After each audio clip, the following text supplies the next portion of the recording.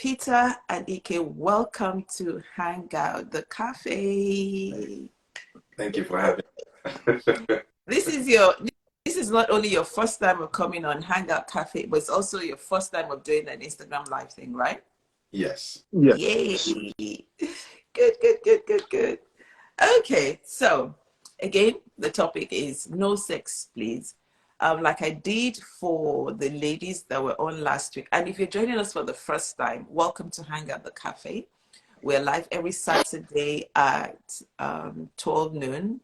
If you've missed any of the episodes, please go to YouTube or click on the link in our bio. And the handle is Olu Adiaga Hangout the Cafe. Hangout the Cafe. And yes, if you missed last week, we had two amazing, remarkable ladies, Modeshala and Faith.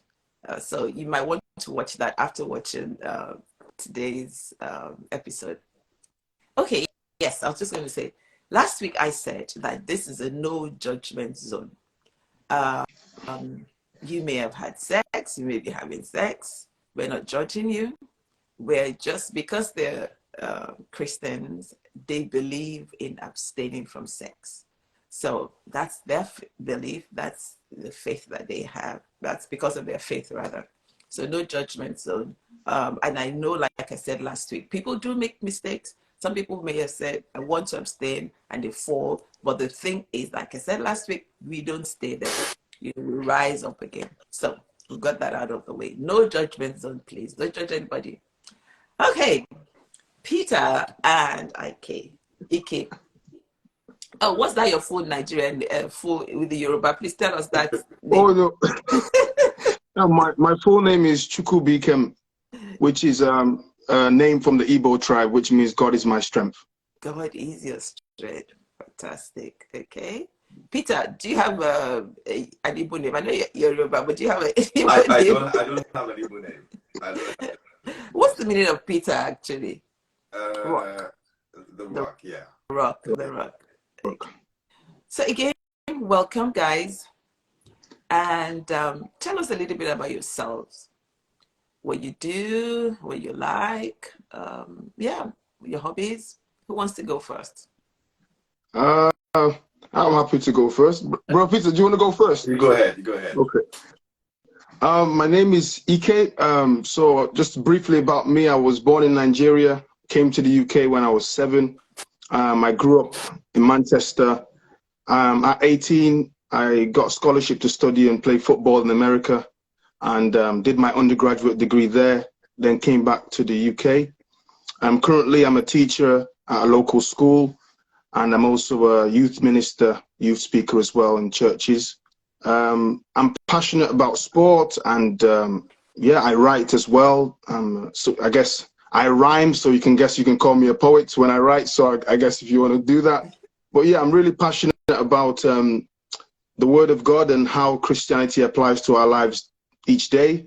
And I know it gets harder in terms of living for Christ in today's day and age, but I believe it's still possible. And so I'm really looking forward to today's conversation. Fantastic. Do you mind my asking, how old are you? I was born on the 1st of July, 1992.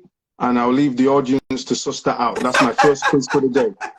I know how old you are because my daughter was born the same year, so I know how old you are. Okay, audience, figure out how old he is then.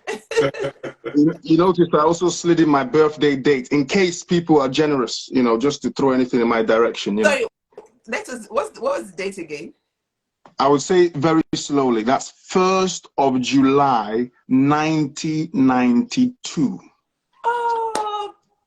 Okay, I will never forget your birthday because you share the same birthday as my husband. Hallelujah. Glory to God. Hallelujah. Come on. I will never forget that. So not only do you share the same birthday as my husband, you share the same year as my daughter. Fantastic. Wow. We're really connected, man. I'm looking forward to this lifelong connection. Yes. Oh, gosh. Okay, Peter, let's see if we have any connection to. I don't think I can beat that. So, but thank you for having us and having me on here today. Peter Ayeni, I would follow the same or use the same pattern as Ike's introduction. So I was born and raised in Nigeria. Moved over to England in 2002 for my undergrad, which was in aerospace engineering. So I designed aircraft for a little while, and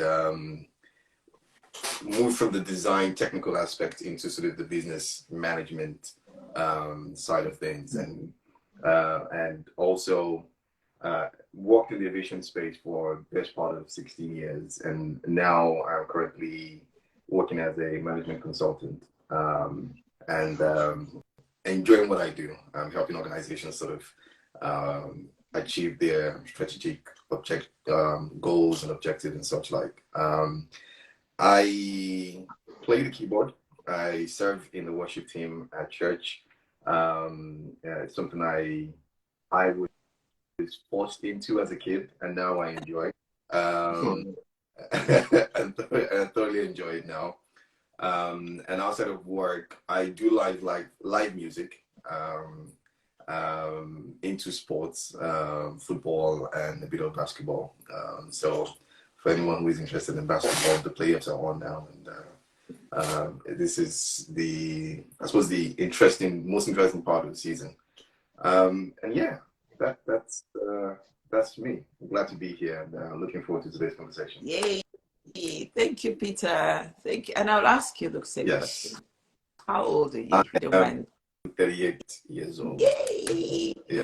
No, I'm glad that there's a gap between yourself and Ike, because it was the same thing we had last week. I think Madeshala was, I can't remember now, 30 something, and Faith was 43 or 42. So that people know that it's not just, sometimes they say, oh, it's the younger people or the older people. Well, you're not old, Peter, if you know what I mean, No, it's not. No. And I know Peter from church because we attend the same church. And I need to give a shout out to Titomi. She was the one that put me in touch with Ike. So thank you, Titomi. For Peter, I just asked him. I saw him in church, and I just asked him. And I was surprised when he said, yes, he'll come on. So thank you so much, guys.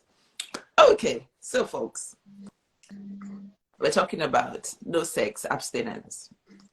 Can you guys confirm for the audience that you're both not having sex currently? Well, okay, first of all, you're currently not having sex with anyone. Yes. Yes. These questions, man. Hallelujah. This is the one more question. Hallelujah. Here we go. No, just so that, and nobody can come and say that's not true. Okay, yeah. No, I don't. Yeah, nobody. I don't think nobody. I did ask the ladies this one. I don't know what really tough for you guys. I have a feeling you're gonna go hard on us today, my boy. It's okay. So I have a feeling. Okay, I'll tell you why. I was pleasantly surprised about you guys agreeing to come in, because I said last week that one of the reasons why we did this was because a lady came up to me and said that the guys in church were the ones pressurizing them to have sex. So for me, it's like, whoa, thank God we still have some people who are not having sex. Then the second thing is, are you guys virgins? Yes. Yes. Why are you thinking like that? Oh man, these questions, you didn't ask the ladies these questions. Yeah. You didn't ask. I watched the whole video. Carefully. Okay. Again, because when you become a Christian, for example, you may have had sex previously, but like they say, all things are new. So once you give your life, you're a virgin, even if you've had sex previously. But have you guys ever had sex before? No. Wow. Wait, Ma, sorry. Just to help the audiences, what would you mean by sex? What is sex? Since you're asking me a question, I'll ask you, Ma. So if that's okay. What is sex? What is that? So before I answer your question, people are saying I'm being unfair to the men. Look, I have to be very hard on them a bit because they're the reasons why we're having this no sex please. I mean, not they, I say, you know what I mean? The men are they. Okay, what I mean by sex is, oh, actually, that's a good question, you know, because last week I remember, I think it was Daisy that said, some people think that not having sex, I mean, you can kiss, you can touch, you can da da da. So for me, I guess it's a combination of everything, but also the main thing as in penetration and all of that. So, do you want to retract your answer?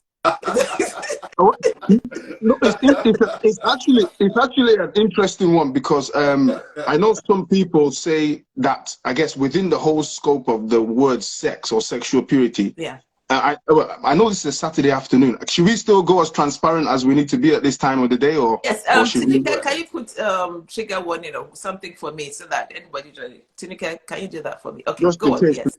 because I'm just checking the time and it's just Please, after if you 12. have So children under 18, can you please let them not watch? Please, please, please, please. Okay. yeah. So as I was mentioning, I know I know they say you're a virgin if you've not had, is it penetrative sex? Yeah.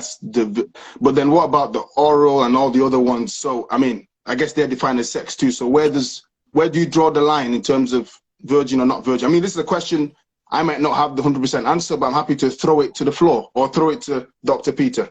He's a doctor, by the way, guys, in case you don't know. Yeah. Okay. Peter, yes, answer that. What will you define as no sex? Okay, so for me, my approach to it has been sexual intercourse, right?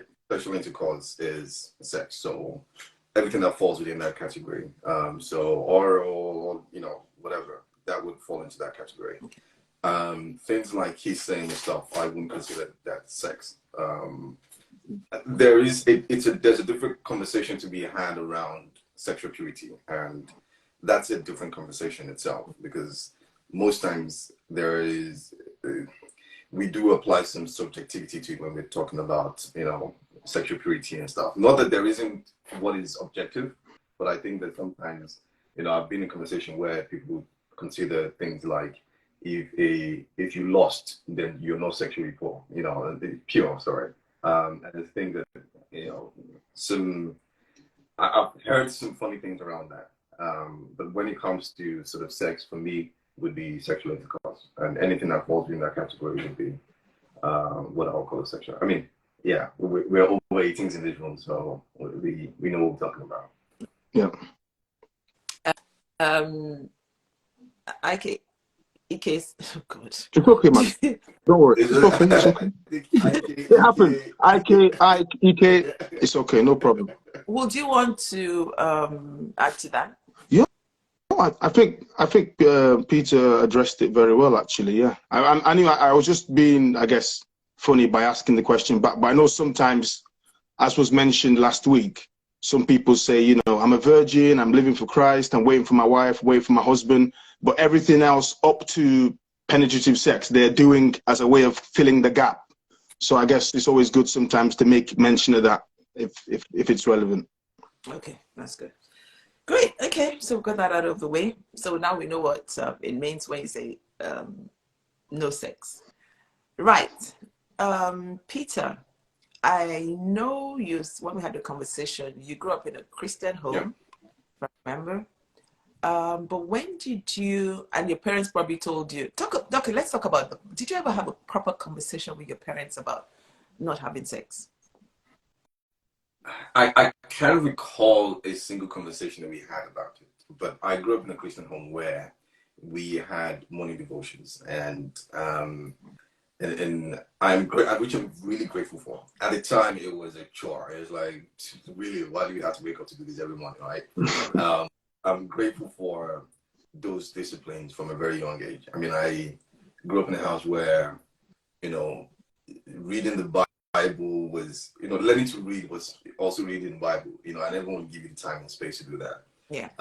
As, you know, by reason of having devotion, these are things that will come up, as we share the Bible and pray and such like. So I can't remember a particular conversation where I had to sit down with my parents and they was like, all right, this is what you should do, this is what you should do. But one thing I knew from a very early age was, if you ever grew up in, around King James Version, there was fornication and there was adultery. Like, so there was those two things that were sort of hammered home from a very young age. And that was kind of my exposure to it. So thankfully, it wasn't also stuff like that was funny, right? Stuff like, well, if you touch a girl, then you get her pregnant. It wasn't. Thankfully, because that was very prevalent, right? If you kiss a girl, then you get her pregnant. It wasn't anything, on that end of the spectrum. Okay. It was very much a case of, I think it was very enshrined in sort of biblical principles, right? And very much black and white. It was almost black and white. Fornication is before, adultery is after. You're married and you're sleeping. You're messing around outside of your marital home. So it was black and white. I was like, all right, cool. It is what it is. Let's keep it moving. So that was kind of my upbringing. Okay. Yeah. And you? Me? Did you say? Yes. Oh, yes. So I grew up in a Christian home.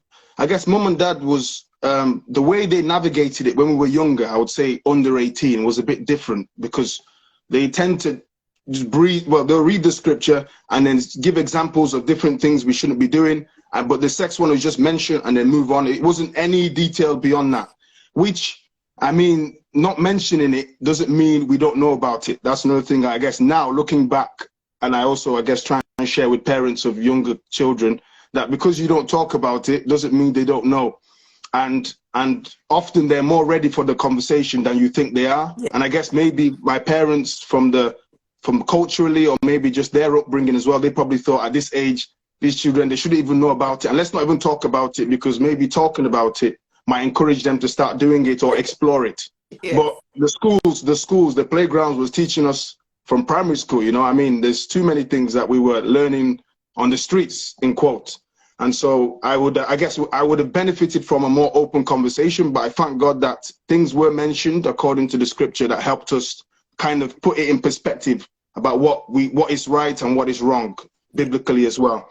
But as time went on, particularly as we started kind of maturing, and also I guess issues began to crop up with people our age who we grew up with, I think our parents realized if we don't start talking about this, maybe they might bring a story home to us as well that we're not expecting, and I'm speaking in parables here, but I'm sure some people know what I'm talking about. So I think they started to talk more about it and openly, and we also felt comfortable to ask questions as well, which was great. That's good. I guess that's what you said just made me laugh because I think as parents, or some of us, especially the older generation, it's like, don't talk about it because if you talk about it, they might start to indulge in it. But that was not a good thing not to have done. Okay, so for both of you, when did you grew up in Christendom? When did you start thinking that, oh, this thing that my parents have taught us, I am going to now do it for myself, not because I've been told not to have sex or because it's been mentioned that, when did you guys start to have that reflection about no sex, please? Abstinence, rather. Bro, Peter, I love it. Okay, so I think my story is this. I gave my life to Christ at the age of 5. So from a very young age, I was, this was something that I would say taking seriously might not be the best way to describe it because, at that time, I didn't even know. You didn't know what? What was what, right? But it was something that I kind of, I remember when I gave my life to Christ, quite vaguely, but I remember the first day. And ever since, it's just been something that I was committed to, thankfully. And I think there were two things. On reflection, there are a couple of things that I am grateful for. One was the environment that I was exposed to. to a large extent, it felt like I was living in a bubble. So, the friends I had were Christians, people around me were Christians. So it was like, this was something that was the unspoken rule. We were all sort of on the same kind of bus. So, heading in the same direction. So I'm grateful for that. But also I think something like on reflection is it took a little bit longer for me to lose that innocence, the sense of, nowadays, every child now has, the best way to keep children quiet is give them a phone, give them something to watch on YouTube or something, and keep them quiet. And so I didn't grow up with, I remember my dad when mobile technology first came to Nigeria. And my dad was in the military. So my dad was one of those few people who had a mobile phone before it became popular. Okay. And so, but I think that I was grateful, one, for the environment I grew up in, and two, for somehow, that sense of innocence kind of stayed a little bit longer.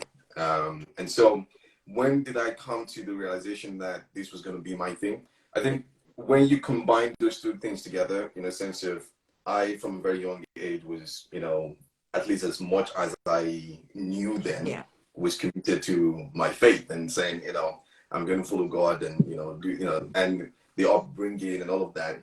I think it became a thing for me where I had almost made it a thing of, if this is what the Bible says, then we're just going to stick with it.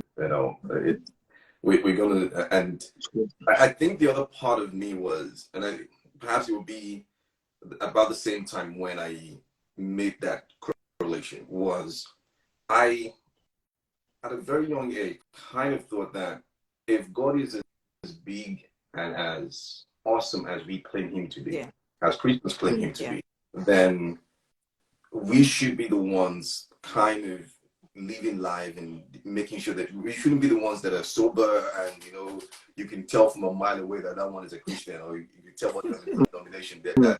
And so for me, I was like, for me, if God is as big and as cool as we claim him to be, then there has to be something, I don't want to be the odd one out or be the weirdo or be, so for me I'm going to live my life to the fullest.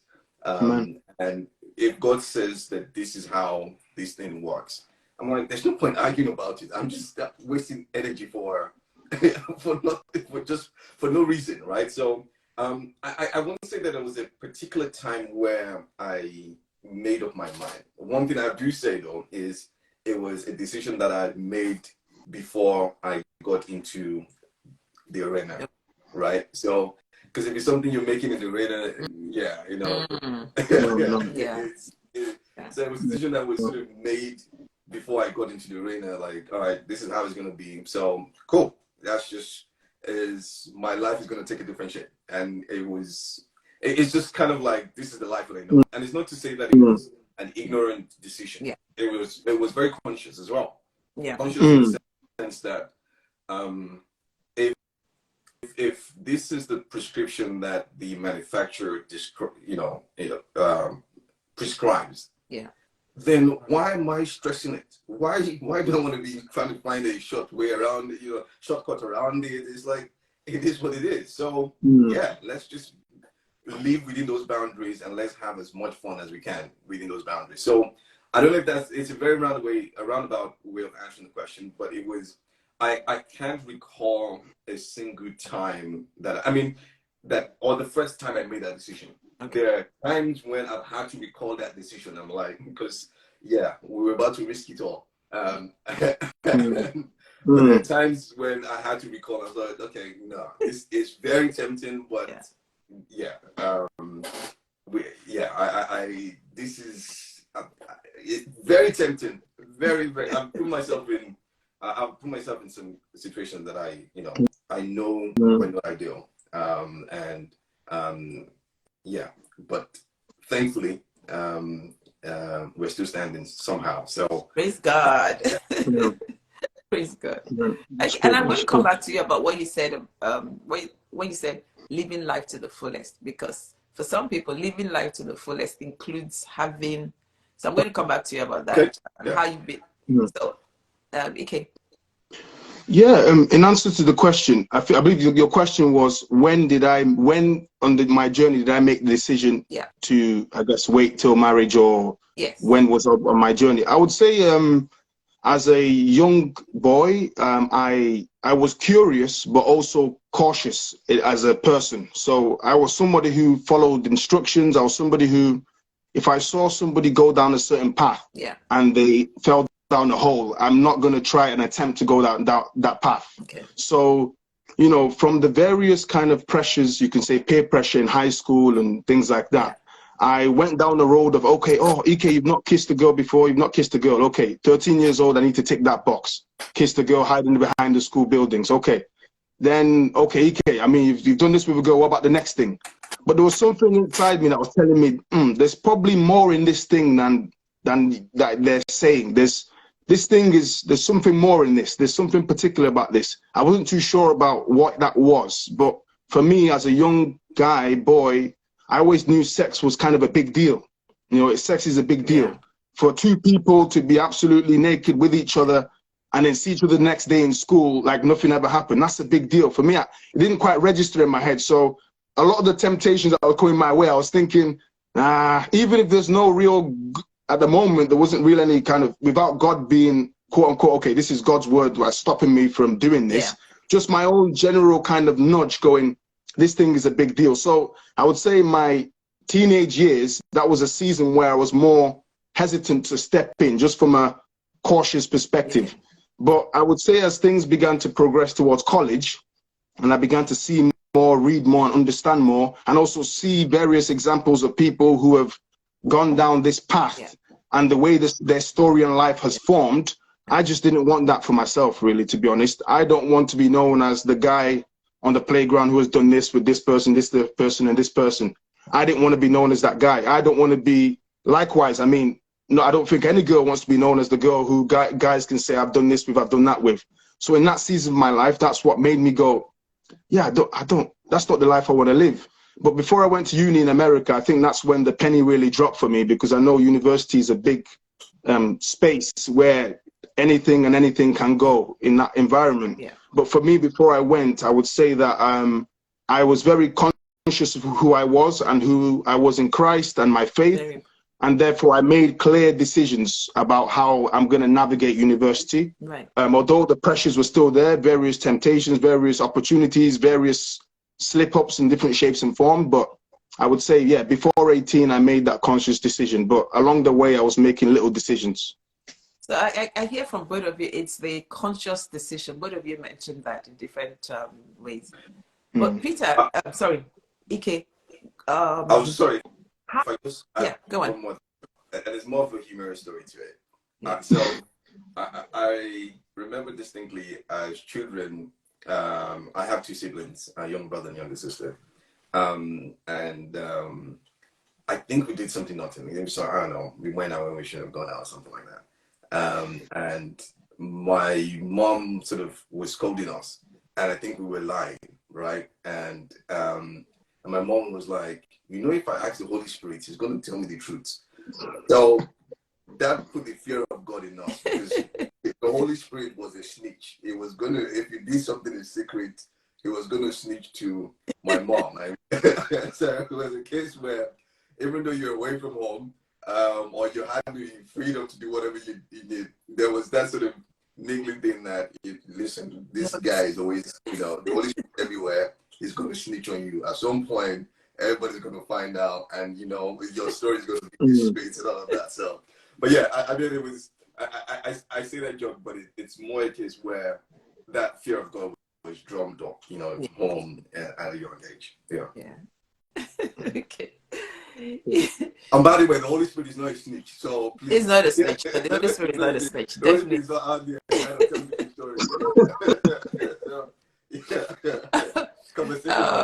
It's like, I think my pastor says this thing where he says, when people ask him questions about sex and all of that, he'll say, well, if you're happy knowing that God is looking down at you, then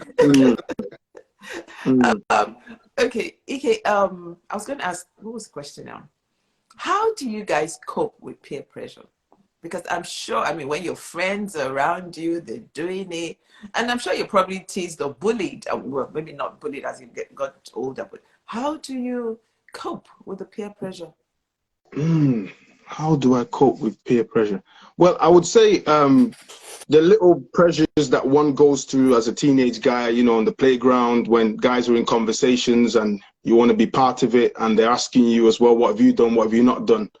I would say that on some areas, for example, I know there's a certain time in a man's life, maybe as a high school person, and they're saying, do you rap? So you just kind of desire to get into MCing and rapping, and so sometimes you almost want to conform, and you're wearing all black, and you know you're wearing a certain hairstyle, and you're trying to fit in. But I mean, as I say, my story has been, I'm quite transparent about my story. My story has been quite interesting. I've lived quite an interesting life in that anytime I've tried to conform to the crowd, I've not been at peace with myself. So whenever I've tried to conform to the crowd, I've always, I don't know, just like a nudge going that this isn't you, you know. When I've tried to, I know my parents, once again, let me be practical. I'm just going to be as real. My parents are not a big fan of, you know, men getting pierced earrings, you know, and so I used to get the magnet ones when we're going somewhere, you know. I used to try different things with my hair, even though sometimes dad used to say, mate, that doesn't look too good on you, mate. You look a bit rough. So all these things, whenever I've tried to conform to things just to fit in, just because I see people doing this and it looks like it's the right thing to do, or this is the way to look right now, I've not been at peace with myself. So, but whenever I've made my own decision to stand out, even if that meant standing alone, I've always felt, you know, you're making a difference here, not only just to yourself. There's more people watching you than you think they are. So I would say that how I handle peer pressure, whatever doesn't settle with me, I endeavor not to do it. So even though people are forcing me in a certain direction, yes, I've had various experiences between the age of, say, 11, 12, 13, that kind of opened my eyes to what peer pressure is. And it's essentially people encouraging you to do something, but whether you do it or not, well, doing it or not may change their opinion of you, but it might actually still leave you feeling down or feeling not, you know, it still leaves a hole in you. So although you might do it to make them happy, you're not satisfied. So between the age of 11 to 13, various experiences, which made me go, nah, man, it's not for me. I prefer to stand out, and whatever consequences come with that, you don't have to like me. I may not fit in, but that's cool with me. I'm happy. Great, that's fantastic. Do you know, as you were talking, something occurred to me, and I need to say this. I know both of you said you grew up in Christian homes, but a lot of people do. And I'm still trying to figure out, so what was the difference? What happened to the two of you that you guys decided to go down this path? Because there are other people who parents may even have been pastors and all of that, but they're still, I mean, they decided to go down a different path from the path you guys have chosen. Do you have an insight into that? Can you help us? Can you help parents? So it's not just, because it's not just about growing up in a Christian home. That's the truth. I mean, it's not. Sorry, actually, it does make a huge difference. It makes a difference. But it's not just about that. Yeah, I would say prayers for your children have a big difference. Prayer does work. And I know my mum, before we leave the house every day, she used to speak words of life to us, you know, speak words of encouragement to us. Right.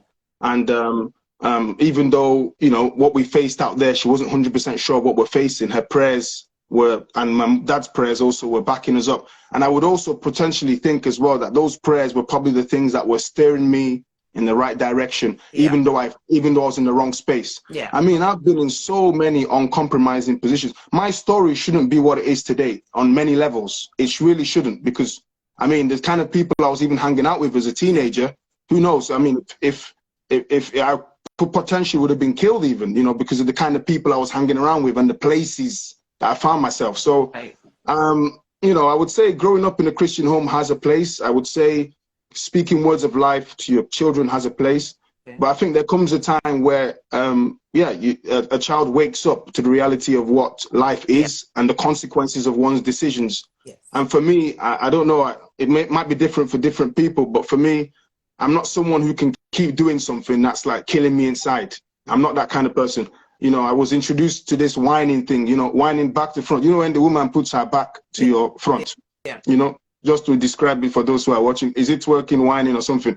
I had that first experience at, in year, maybe when I was 12 years old, in year 8, when we had a disco as a class, as a year group. Okay. And for me, I was like, this thing is, if people, if people knew, or my parents could see this, or church folks could see this, am I at peace with what I'm doing here? Is what I'm doing right according to how I was raised and what I believe is right? And for me, that was unsettling. Of course, I still did more of it because it's very enjoyable dance. I'm sure Peter would agree, or if you had it or not. I still did more, but then it came to a time where you have to kind of go, if I'm standing with God, if I'm standing with Christ, if I believe in the word of God, there's certain things I have to cut out of my life. And no matter how pleasurable it might be, you have to make a decision, because once again, it's that disconnect between you and God. Yeah. Thank you for sharing that, Ike. Peter, were you ever introduced to whining or twerking or whatever? He has. I know. He has. He knows it. We want our share. No, but I think it's a very serious question around, you know, I do have friends who came from Christian homes and perhaps who don't toe the same path as I do. And the answer you gave, I think, is very, very big, but it's very salient, but also very important. Yeah. Because I know that even till now, my mom still calls all the 3 of us, the kids, and pray for us every single day. And you know, sometimes it could be a chore. But actually, for me, you know, it's one way she can connect with her children. At least speak to the children every day, right? Secondly is you only have so much time with them. You know, at some point if Jesus tarries, they'll be gone. And then you don't want to have regrets that, you know what, it was just a 5-minute prayer in the morning. Was that too much to handle? But I think that the prayers of the parents actually goes a long way, and helps to keep you on that, you know, straight and narrow path. And it shouldn't be sort of just glossed over. Because I look back and I'm like, it's true. You know, I have friends who we all grew up together, and perhaps I know here some, you know, some people are doing other things, and perhaps they're still in the faith, but you know, they had a long journey and they found themselves back in the faith. So it's I cannot take any credit for it. You know, there's a part of, you know, you making a decision to say, okay, I'm going to go all the way with, you know, as you say in your word about this thing. And the way I have come to know Christ is, you know, like with the story of the parable of the prodigal son. It's like you take a single step, and then he starts, you know, you know, God the Father does the running. You know, you're working home, and you know, he sees you afar off. So, and it means that he was just waiting for you to just say a single prayer, and I'll do the rest. You know, so I definitely cannot take credit for it. But I don't think I have more to add on that. At least not at this point in time, other than the answer that Ike gave around, you know, the prayers of the parents. It's so important. It is so important for parents to pray for their children, and it has to start from an early age. From when in fact, when they're even in your womb, start to pray for them. Okay, so guys, please, we need practical steps. How do you maintain this commitment to abstinence, especially in this world that we live in? Practical steps. What are the things you do? I said last week that I know some ladies have told me that they take, you know, when the temptations come, when they feel the urge, because you're human beings, you sometimes, you know, you're faced with these things, you watch TV, your social media, it's all over the place. You go for weddings, you see half-naked women out there. Some people, some ladies have said they take a cold shower So what are the practical things that you guys do? Seriously. I would say for myself, I'm quite a visual person. So I would say sometimes I see things, I see a lot of things. Let's put it that way. And I guess the eyes are the windows to the mind. So for me, practically, I try to be cautious about what I'm watching and be honest with myself. I think in terms of practical steps, one of the main things I would say for each individual is to be honest with yourself. What are the things that triggers you? And if you study the patterns of when you maybe fell into sin or fell into things that you shouldn't be doing, maybe, you know, what was this trigger? What was the raw ingredient? Where did it start? And so for me, I think, you know, the things I'm watching, I need to be very careful. And the things I look at, you know, for example, using just a practical example, I'm into fitness and sport. And I guess on my Instagram kind of search, you know, when you kind of, the magnifying glass, if I'm to call it, you kind of see different kind of fitness videos. Now, some of these fitness videos are fitness videos of men, and some of these fitness videos are fitness videos of women. Yeah. Now, you can guess the one that I find, well, you can, I wouldn't say guess, but I'll tell you. So the female videos, although they are awesome, they are really great ones. Yeah. I have to be honest with myself. Watching those videos, I do spend a bit longer watching them than others. Which I have to be honest with myself and say, Ike, what are you really watching? Are you really watching the exercise, or are you watching other things to kind of fill the gap? That's another honesty kind of thing. Again, in terms of protecting one's eyes, when somebody advised me just last week, I think I was talking to a friend, he said, you cannot stop people from wearing what they want to wear, but you can control whether you watch and how long you watch, or how long you look. So everywhere you go, you don't even want to see it, you're seeing it. Everywhere, you don't want to see it, you're seeing it. And for me, I think, you know, I've just learned to, well, it's a daily battle, but you just have to bounce your eyes a little bit. They said the bouncing technique, you see it, you kind of move away, because you know, you can look longer and nobody will stop you from looking longer, but you know what it does to you, and you know what it does in you. So you just have to be honest with yourself again. So sometimes, I mean, if she's straight in front of me, I might look at the ankles. You know, I might, you know, oh no, seriously, that's, you know, I might look at the ankles. I might kind of, you know, just a bit of this, you know, just kind of deviate myself a little bit away from it. Yeah, for me, eyes is a big thing. I'm sure we can delve more into other practical steps, but for me, what you see is massive. What you watch is massive. Okay, maybe we'll come back. Peter, what about you? I'll come to the practical things, but just another thing on the peer pressure.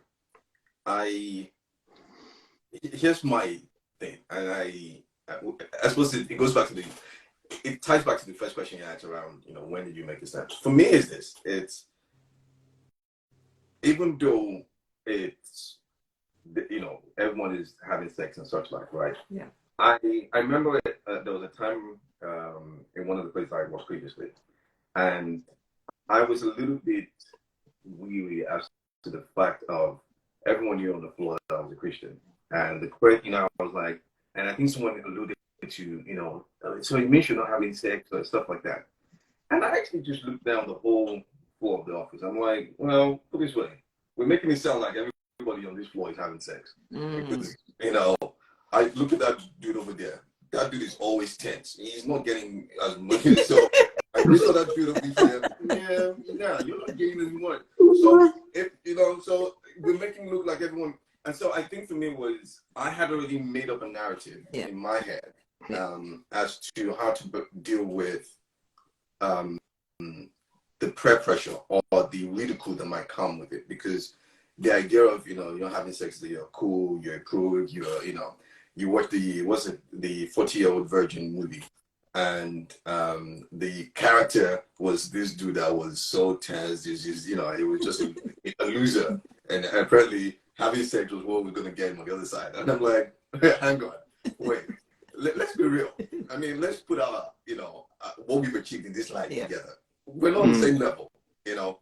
And so for me, it was a case where, and I suppose it's something that you said you're gonna come to, as to how you have fun. How you live life. If I didn't tell people that I wasn't, you know, I'm saving sex to marriage, no one will know. They'll be none the wiser. As a matter of fact, you thought out this boy's probably getting it. He's probably getting it a lot. Like, if I didn't tell you, you wouldn't know. And so it's information that changes your whole perspective, right? And so you think you're cool because you're doing it.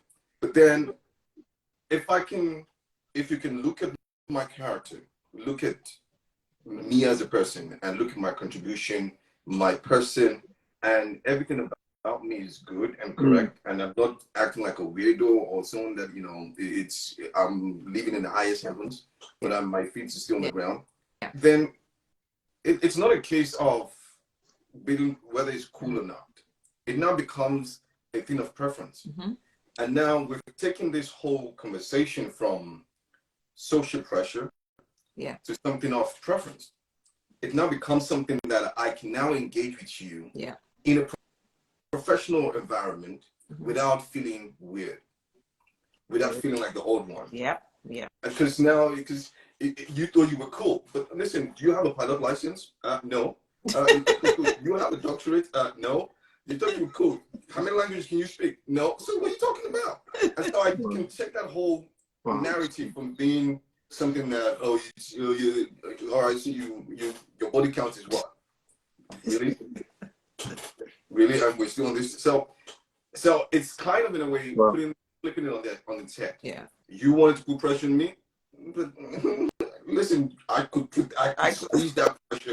I will step on your neck and listen. If you want to go into that ring, then we can have that, have that battle.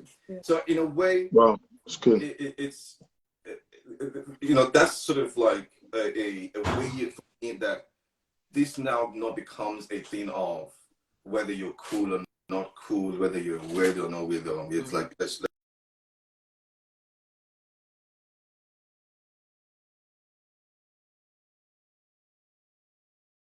introduce you to Christ.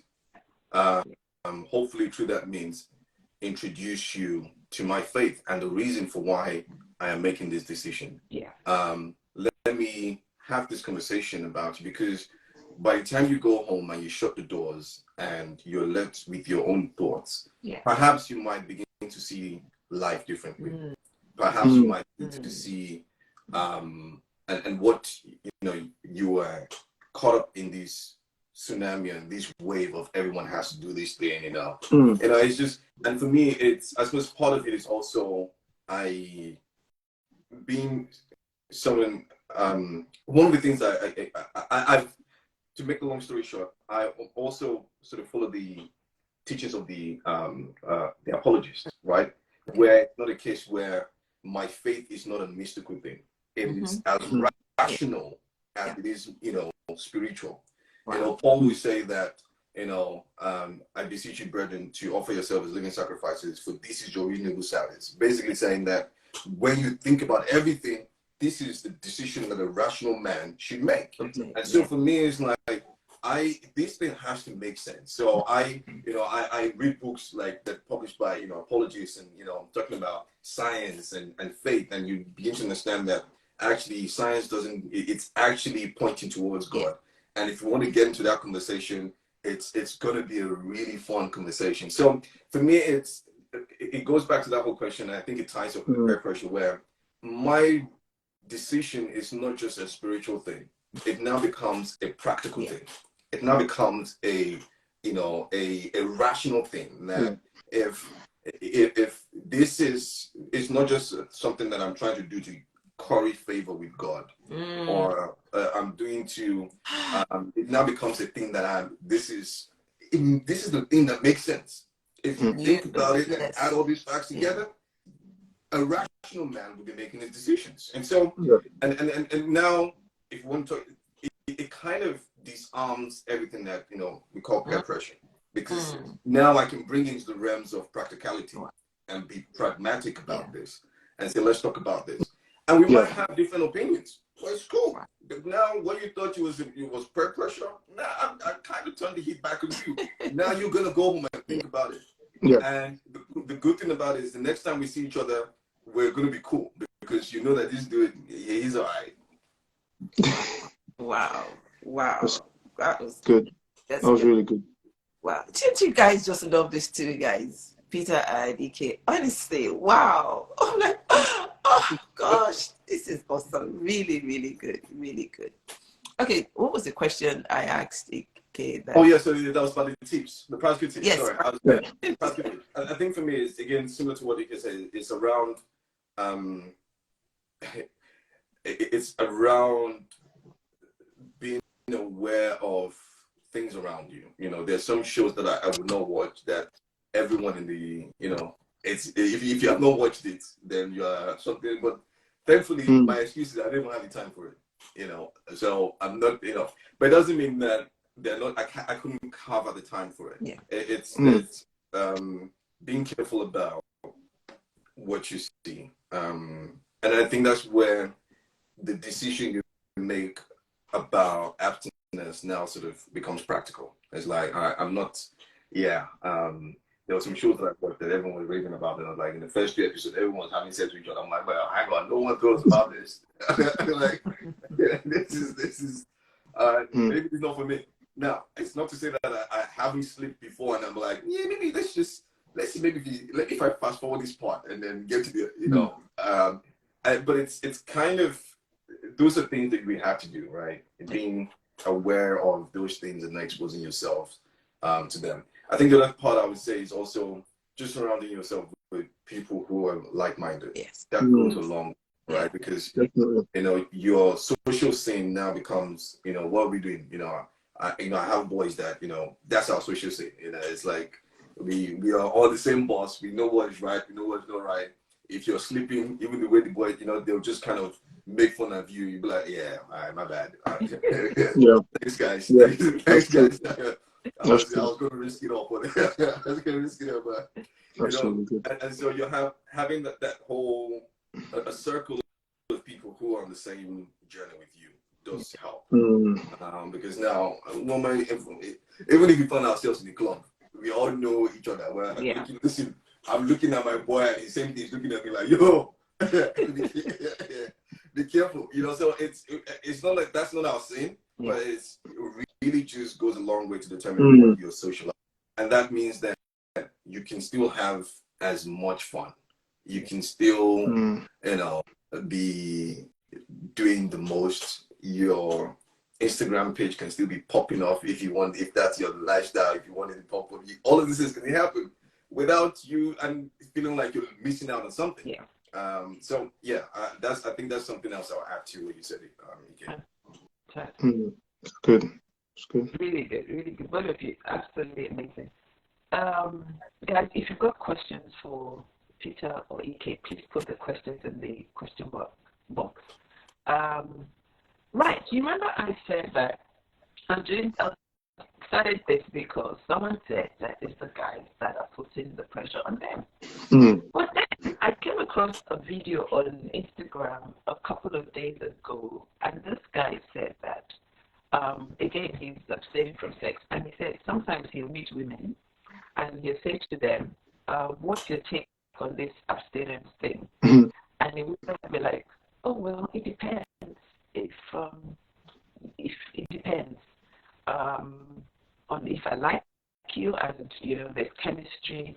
But anyway, it's got a long story short. He was also saying that for him, the pressure comes from the women, because when he now makes it known to them that I'm abstaining, and they're like, bro, what's the matter with you? What's wrong with you?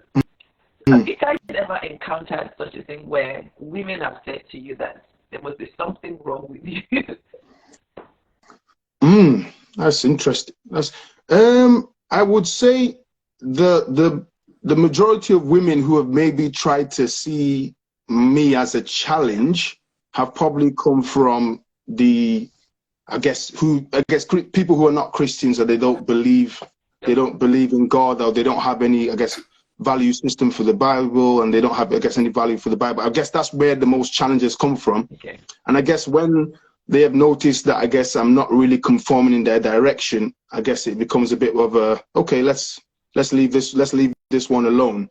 But the kind of pressure, the kind of pressure you could say that one has with Christian ladies, you could say, is I'll say it's mutual, because you see somebody in church that you're attracted to and they're attracted to you, and you're talking to them. Just for example, you're talking to them, you're getting to know them, and you might go, go on dates here and there. And I guess mutual attraction is there. Now, without the correct boundaries, conversations can start getting a little bit interesting, a little bit, a little bit, yeah, a bit of that. And from there, that's where the slippery slope comes, really. And then you kind of from this to this to this to this. But I wouldn't say that outrightly spoken Christian women who believe in God, who serve God, go out to do that. I would concur with the fact that guys, which I hold my hand up and say, I probably was one of them in the past, and I'm learning to be better day by day, where you've kind of said, this is what I stand for, but sometimes your actions are not quite flowing with what you're saying, because your body wants one thing and your spirit knows what is right, but your body in that moment is what's driving the conversation. So you might say some things that don't quite line up. I mean, you might do some things in terms of your actions that don't quite line up with what you're saying. I mean, typical example. I know you might not want to disclose too much, but just give me an example of what you mean by your body might. I don't understand. Okay. I'll be very practical. You remember you asked me to be direct and practical, so I will go there.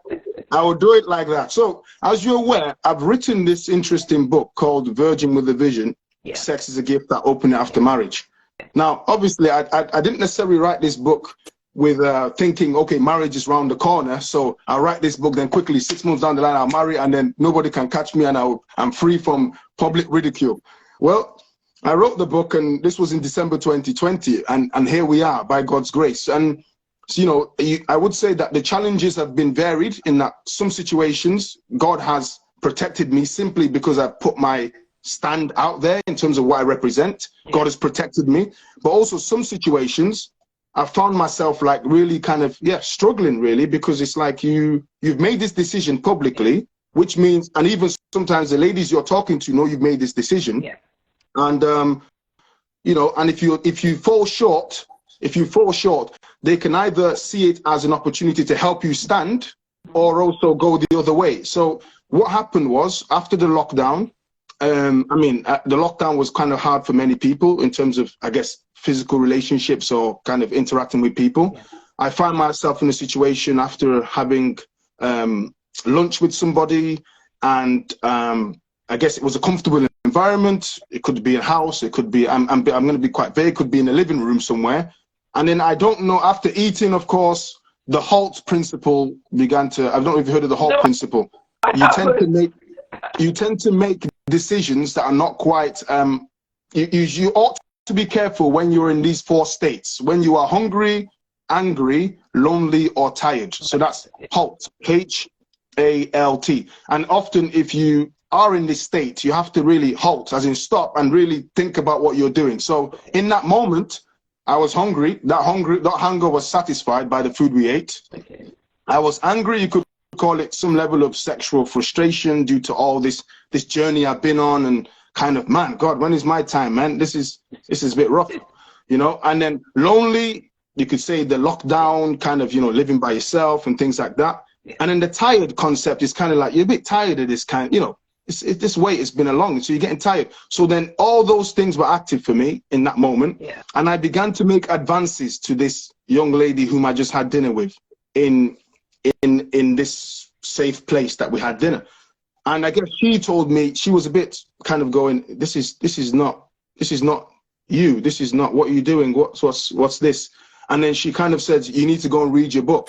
And that was a bit of an uppercut to me, but I thank God for that experience, because I mean, she helped me, because she also, as I mentioned, was attracted to me and I was attracted to her, but she helped me in that moment when my body wanted one thing and obviously my spirit wanted something else, because I clearly stated that this is what I want and this is what I believe I want. But in that moment, my body was off. So I'm grateful for that situation, and I'm particularly grateful to her as well for serving me my own medicine, if that makes sense. Oh, thank you for sharing that. Thank you for being so vulnerable. Really do appreciate that. And thank you for letting us know what HALT means, that HALT situation. Okay, guys, especially the singles, take note of that. Okay, Peter. So for me, I think I haven't. Okay, have I been pressured into sex? Yes and no. Yes, in the sense that yes, I've been in situations here where I have, you know, it was about to go down. You know what's up?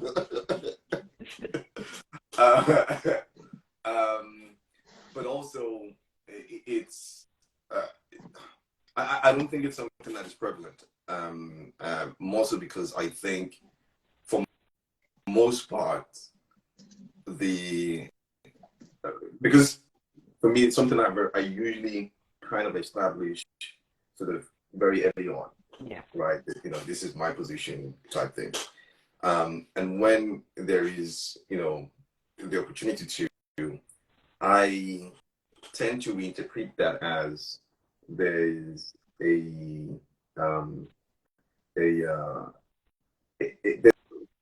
there's a they're actually calling for companionship. There's something, you know, they want. It's a case where yes, sex is a way of really, you know, getting that sense of intimacy, but certainly we can have. And so for me, it's yes, when the opportunity has been there, it's like, okay, for me, it's like maybe we can, you know, we can repurpose this energy and really see it as actually a call for intimacy. And how do we sort of get to that point without having to, because what I also believe is, especially for Christian ladies, once they know that that's your position and you're not just doing that, you really mean that you're a serious guy, they actually do respect that. They actually do, you know, it's another part of intrigue because, you know, not everyone is taking that position. So it's a thing that it speaks to your character as a person. And so for Christian ladies, when, you know, and it's like sometimes I'm strong and she's, you know, she's weak, and sometimes she's weak, I'm strong, and stuff like that. So for me, it's a case of, all right, perhaps because we've already established this from the get-go, and that's why we find ourselves in, you know, we are at least this close. And so let's repurpose that energy of, you know, that call for intimacy, and let's see how we can meet that need without having to compromise. Because if we do that, we will wake up tomorrow morning, or we'll get off that bed and we would both be super disappointed with ourselves and stuff like that. So that's it with Christian ladies. So for the other part of it is, have I been pressured? You know, like I think the question you asked was, you know, not just Christian, but it's like, if they pressure you, how do I deal with it? I mean, it stings though, because, you know, especially if you're someone who you thought something can happen, and, you know, it's like, man, she thinks that this, you know, and sometimes they look at you and say like, yeah, this guy's weak. He's something wrong. And sometimes I'm not gonna lie, it stings because, you know, if God would just allow me this one time,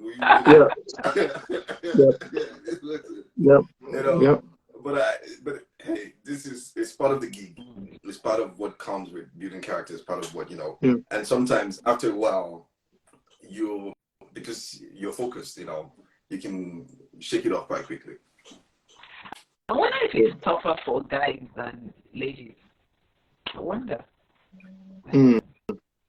That's a good question. That's a good. I mean, if it's tougher for guys to abstain, you mean, from sexual activity? Yeah, that's a really good question. I mean, maybe any medical people who can maybe speak into that. David, I know you're on, so your doctor is there. I don't know. Here's my position. Yeah. And there was there was a little bit of a hoo-ha about it on social media. There was a Nigerian celebrity that, you know, said something around, you know, men are wired to have multiple partners, you know, stuff like that, right in front of his wife and stuff like that. And I thought, that's not just a cool thing to say, you know.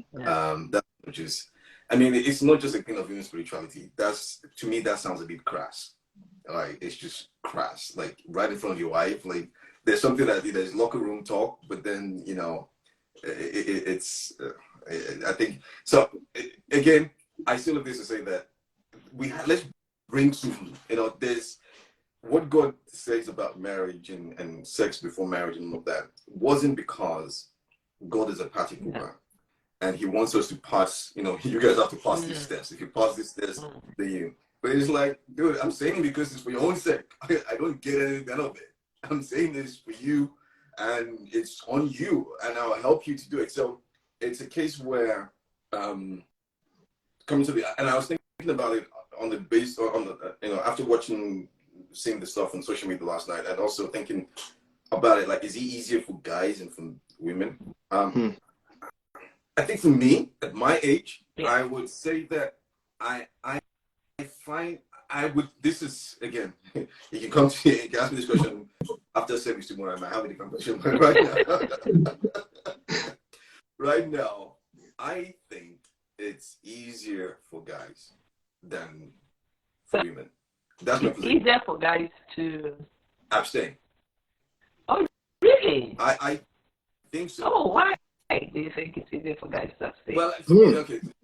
Why I think so is, yes, we say, okay, men are wired to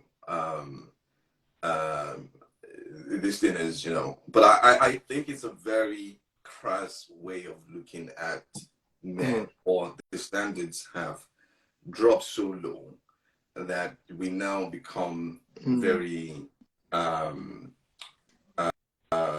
what's the word? I'm not trying. I don't want to use a crash word here, but it's like, oh, man's are human beings, and so man's are like, you know, animals. Like we just, you know, we just get it on and stuff like that. I think it's a very crass way. So, for me, again, I've never been. If you ask me how many days have I been a woman, not one. So I can't speak for women. What I can say though is that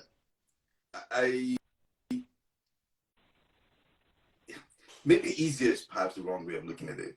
Maybe because we're trying to put a measure in it and say it's like, I just feel like, you know, from a guy's point, this is your gig. This is something that you have to do, and, you know, stick with and say like, all right, this is my responsibility. This is what I need to do. Is it going to be, and because you take off, if you're having to make that decision every single moment, it becomes hard. Because I'm having to use conscious energy to make that decision. Right?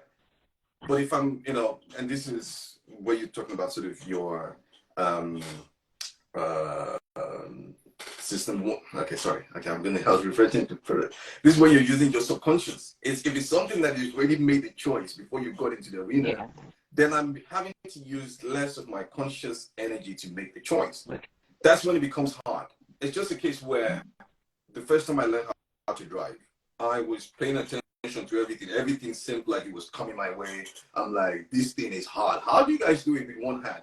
How do you do it by, you know, some people even do it and they're sort of tuning radio stations. Some people are actually doing it and they're on, you know, and they're on their phones and stuff like that.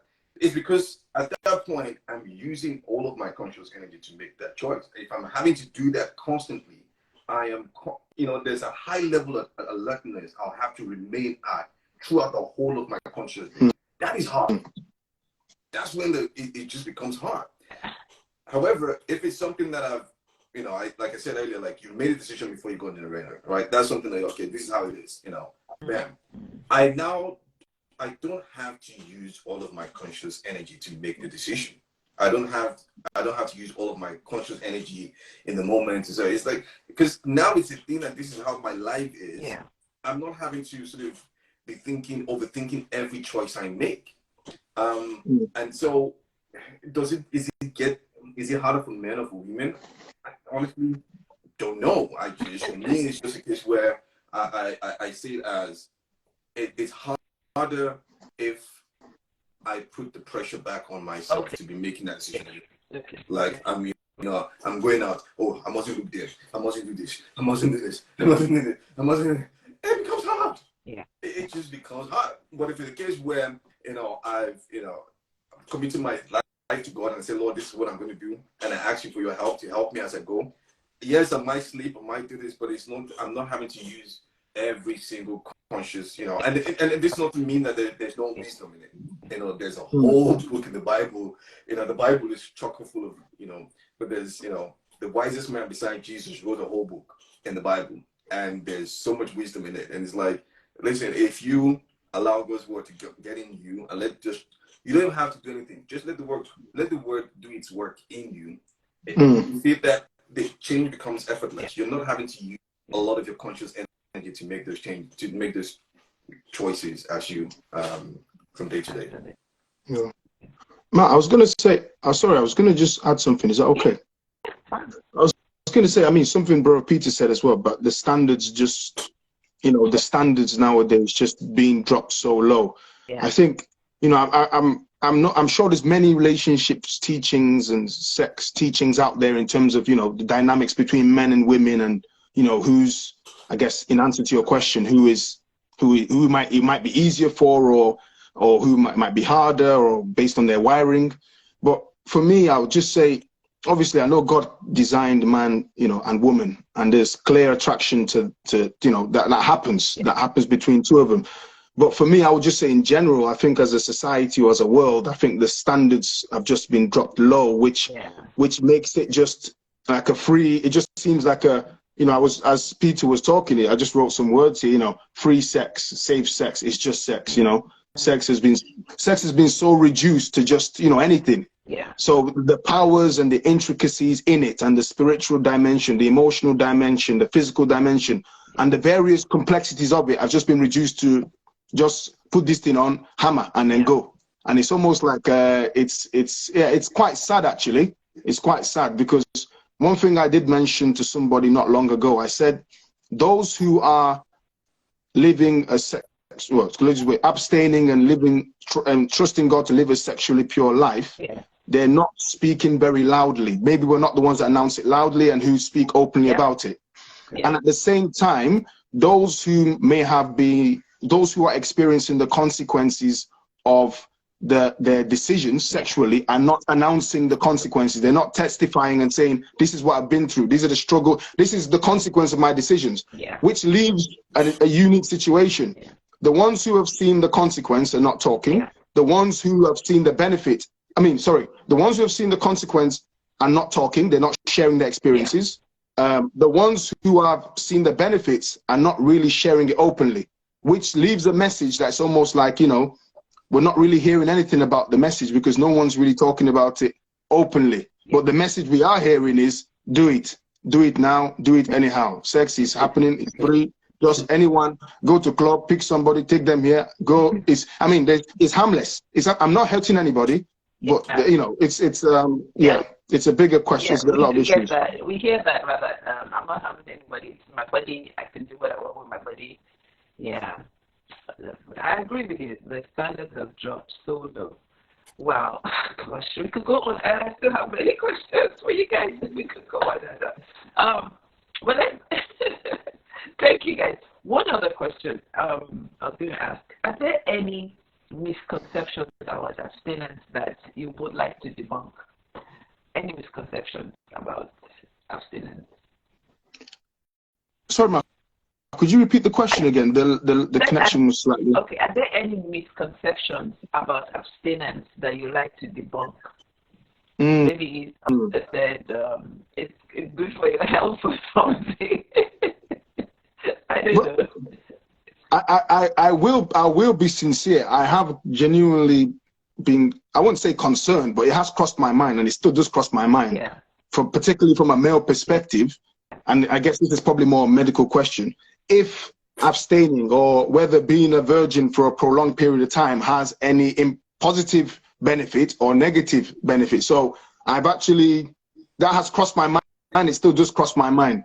And I think linking to what the ladies said last week, where it's kind of like these kind of questions, some of the times that...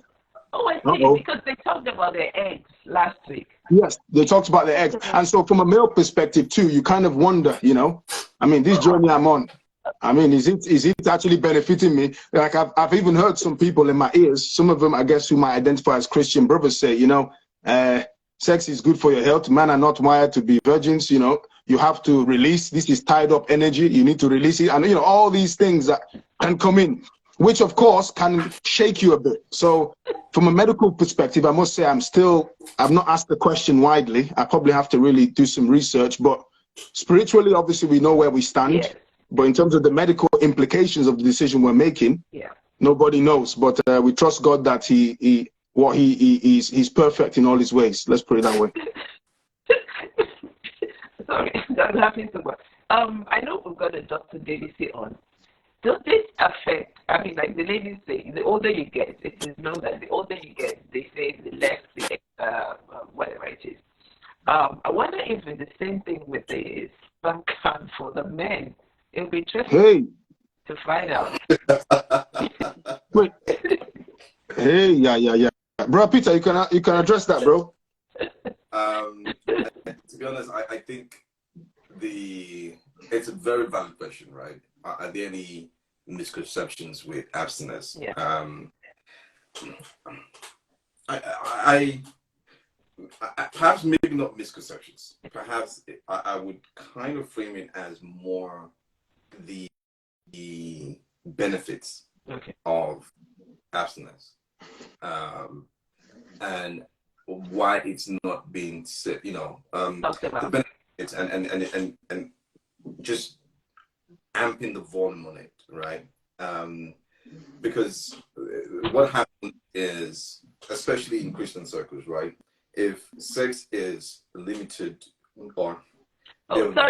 Sorry to interrupt you, Peter. The doctor has spoken. She said that's an old wife still. Abstinence does not do harm to the sperm count. Okay, now we know. Okay, that's good. Okay, so praise I God. think the benefit of sex... Sorry, Peter. I understand my connection is getting blurry. Is that true? Yes. That's true. Yeah. Give me 1 minute. No problem. Bro, Peter, isn't it? Okay. Oops. It is. Is that better? Much better. Okay. Yeah. Much better. So, I promise it's...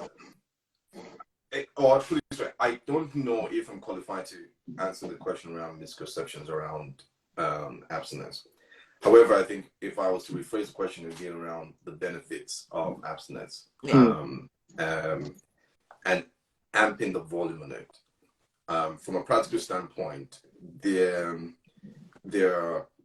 a lot of empirical study around abstinence to the point that speaks towards sort of creativity, focus.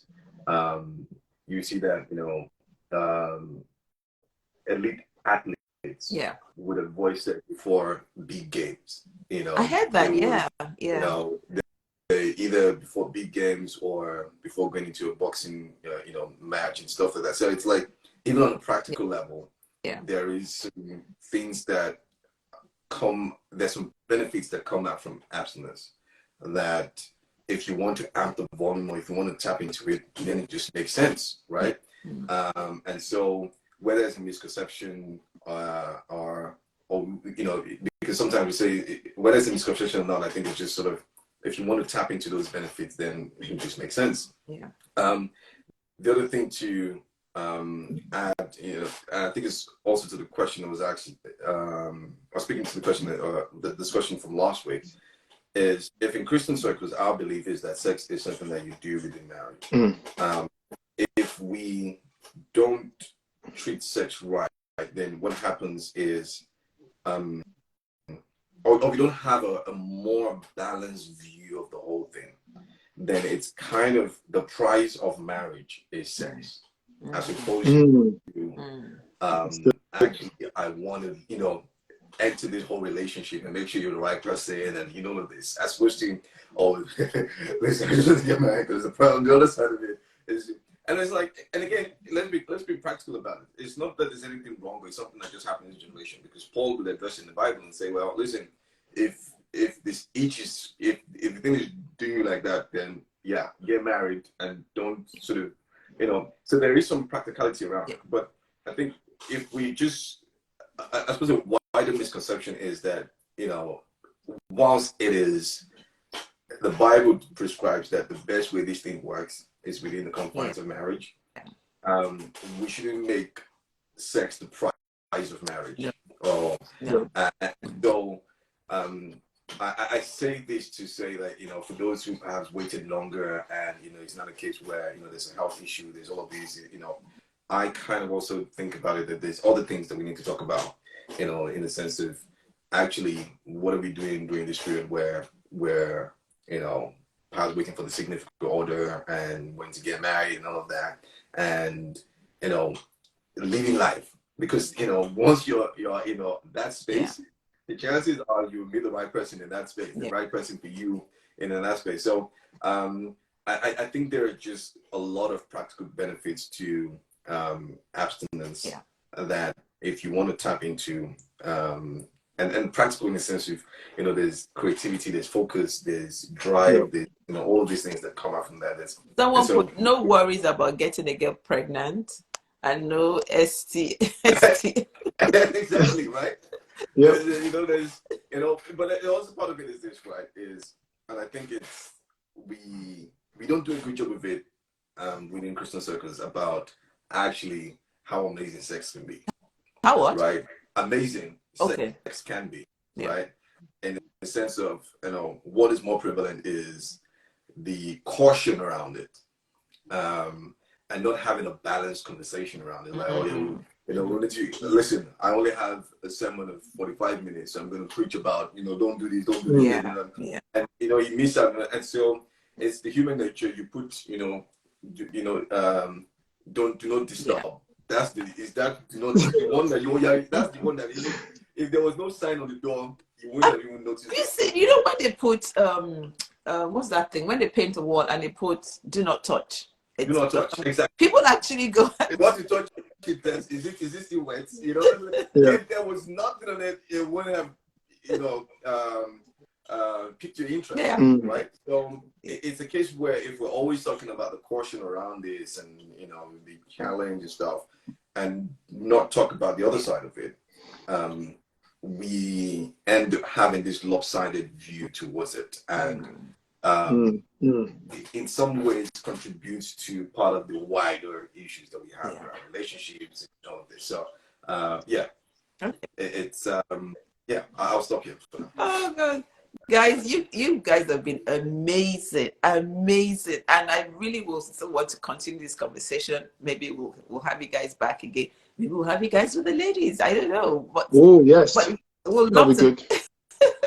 I really, and I still have so many questions I would love to ask, but because of time. So in the time that we have a few minutes. Can you leave us with something? So it could be saying something to the parents, saying something to those who are Christians out there who may have fallen and like, how do I get back to this world? Just leave us with something that we can take away with. Okay. I would say there's probably two things. Don't let anybody make you feel guilty for being innocent. Right. Don't let anyone make you feel guilty for being innocent. I guess the world we live in is wanting us to experience many things and be exposed to many things. Don't let anyone make you feel like you are missing out. Therefore, you need to experience this. Everyone's doing it. You need to experience this. Yeah. I once was listening to a minister who kind of was encouraging people that no matter how much you've gone the wrong way, that you can always make a change to go back on the right track. So, and I also can echo what the lady said last week, that just because I've had sex before or I might have lived a life before doesn't mean I want to continue. Yeah. Because I guess that was the kind of pressure that some guys were putting on them in that, or guys put on girls. It's like, oh, you've done it before, so why not continue? Yeah. So I guess my challenge to the people who maybe are not engaged in sexual activity, don't let anyone make you feel guilty for being innocent and being naive of it. Yeah. Because when the time is right, you will have the space and the security and the godly blessing to experience the fullness of it. And from the other side, from people who might have been sexually active in the past and who want to make a decision not to be till they are married, don't let anybody make you feel you've started, so continue now. No, you don't have to continue. You can always change direction and follow the right path that you believe God has called you to. Absolutely. Thank you so much, Ike. You're welcome.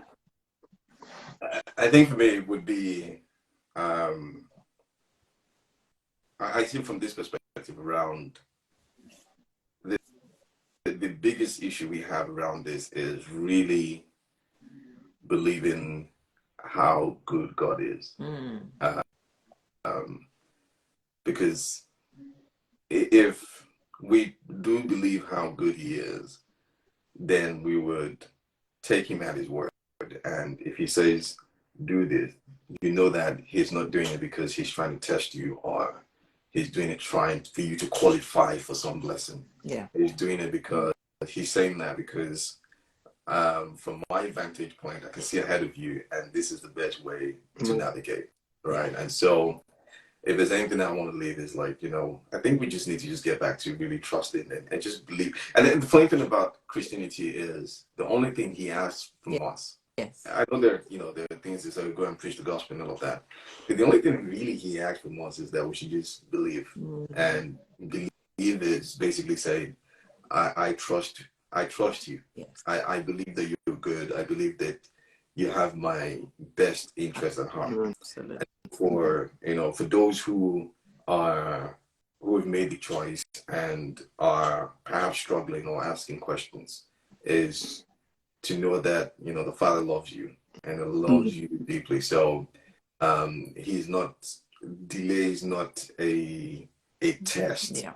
Delay is not anything.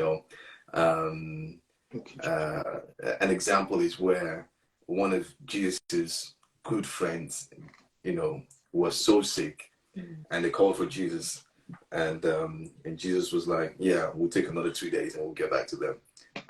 And Bible says, the next verse it says, and Jesus loved Lazarus and stayed 2 days. I'm like, wait, hang on, you loved him, but you stayed. But put it this way, what Lazarus got to experience, not anyone, not a lot of people in the Bible can say that. Yeah. What his sisters got to see, what Mary, what they got to experience. When Jesus got to them, it felt like the whole thing was dead and gone and buried. But they got to experience him in a way that, they became the celebs of, you can imagine the tabloid papers in that time, like the dead man, this, the news reporters were right at their door. So tell us what Jesus did, all of this, right? So they got to experience something that not a lot of people could experience. And so it's really about trusting. And then for those who perhaps, you're still on the cusp of making that decision, or you're dealing with one guilt or another, is also really believing that he loves you, that he's that good. And he says that I have dealt with all your sins, your reproach, your condemnation. Human nature is to want to pay for it in some way. So we want to be good, we want to earn it, we want to deserve it. And God's grace is unearned, unmerited, undeserved. And so around this whole issue of sex, we're all on different end of that spectrum, and we're all on that journey. Regardless of what station you are, is to really trust and believe that God is that good. He is good. Amen. Thank you, guys. Ike, your book. You wrote a book. Where can we get it? Show us the book again, and where can we get the book? Yes, the book is. This is the book. It's on Amazon. And it's called Virgin with a Vision, right? Virgin with a Vision. Sex is a gift. I'll open it after marriage, and it's quite a creatively written book. It's an expression of, I guess, my poetic gift that I believe God gave me. It's about 87 poems on different issues of life and my journey. Some of them I stand in my shoes as I express my own kind of frustration and victories and challenges, and some of them I stand in other people's shoes, not stating their names, of course, in the book, but standing in their shoes as I express what I believe they might be feeling, from my creativity. So it's and it's not the only thing I write about. You probably will see other books I've worked on as well. Yeah, so I'm not just a sex writer. I just be writing sex all this sex stuff, So yeah. Ike is not just a sex writer. He's written other books. I write other things as well, please. Yeah. Oh my gosh, you guys have been amazing. And please follow them. Follow Peter, follow Ike. They're both on Instagram. And if I mean, I'm sure they wouldn't mind you reaching out to them if you've got questions. I'm sure they wouldn't mind. And you know, when I was listening to you guys, I was thinking it really would be great for you guys to, especially the younger generation. I know you said you're a teacher and you teach younger people. Peter, I don't know if you already do that, but please, please be more intentional about reaching out to the younger ones, because I think it will impact their lives. You guys are amazing, amazing, amazing. And we need to, parents, for those who joined us later on, you need to go back to the beginning and listen to this gentlemen. Yes, they're gentlemen. You really need to listen to them, and we need to be more, again, be intentional about talking to our children about sex from an early age. And I think it was Ike that said that if you don't talk about it at home, the children will learn about it from the playground. So for parents especially, let's be more intentional about speaking to our children about sex and not just say, don't do it. Or if you sit on the boy's lap, you'll get pregnant or whatever. So folks, thank you so much, guys. Really appreciate you. Thank you for being so vulnerable. Amazing. Really, really love you guys. Thank you so much. And for everyone who joined, those who will be making conversation, thank you for joining us again. We'll see you next week by the grace of God. See you. Thank you all. God bless. Thanks. Bye. Bye-bye.